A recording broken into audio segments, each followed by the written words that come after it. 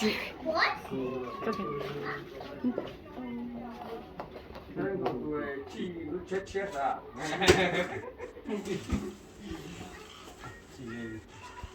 Chơi á chị, tôi sợ cua cậu chim bảo á. Plau dầu á, tôi sợ cua. Plau dầu bảo, plau dầu cậu chim bảo á. Cho chồng bảo.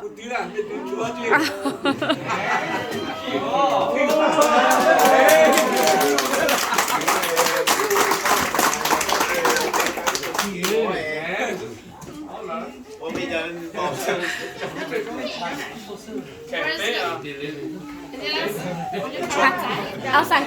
Yeah.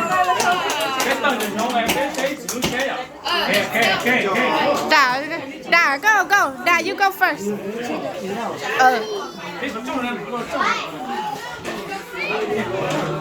got a car. You got a brand new car. Let's go see.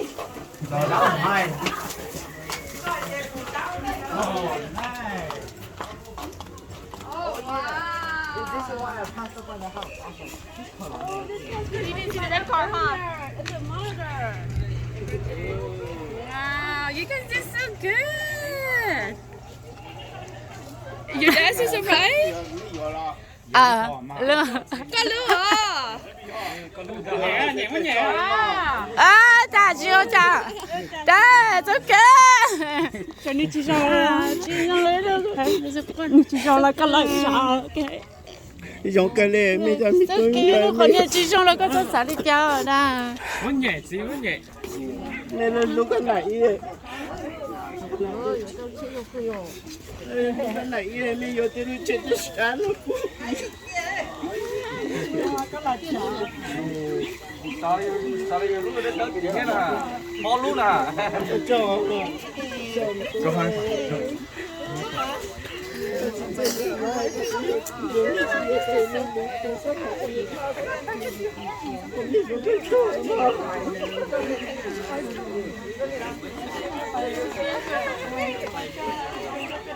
Anyway, we have his birthday. Let's have a drink.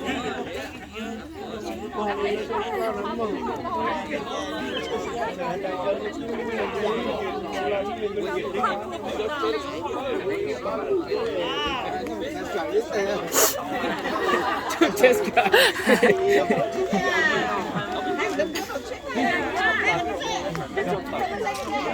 Khờ, sao này con? Đi chán nó tiếp đấy. Đi chán cái gì?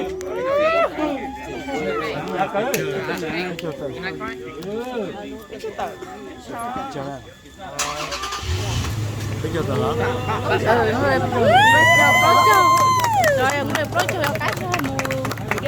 Cái số mùi đầu tiên là cái số mùi đẹp. Này cái số đẹp. Anh được cái số đẹp. Bé cho là phải có cho nhỏ khảo. Chưa thấy cái đó không bắt cho bây giờ. Khá là. Chị khá mê. No, I'm going.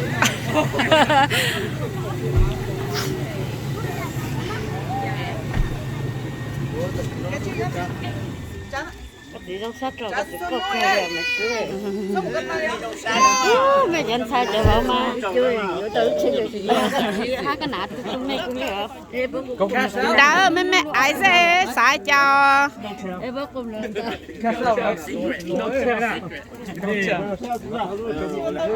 No tell.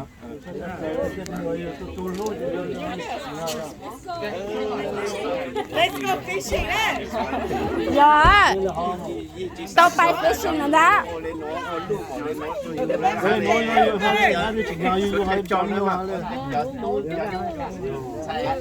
Okay. Cái mùi. Chị bây giờ có mùi gì? con này lên kia luôn Ông nói nó cũng không chỉ thấy phó ông mình luôn cha. dạ tới phòng